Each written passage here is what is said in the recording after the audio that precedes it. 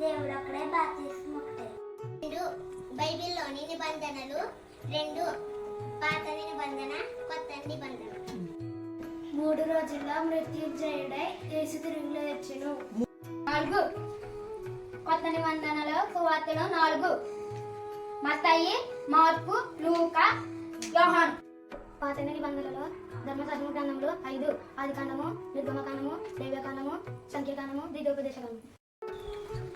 6 దేవుడు సృష్టిని చేసిన మొత్తం రోజులు 6. 7 యేసు సిలువలో పలికిన మాటలు 7. 8 జలప్రళయం నుండి రక్షింపబడిన నోవహుతో సహా అతని కుటుంబ సభ్యులు సంఖ్య 8.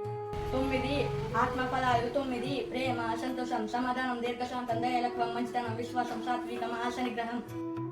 10 ఆజ్ఞలు 10. ఈ వీడియో మీకు నచ్చినట్లయితే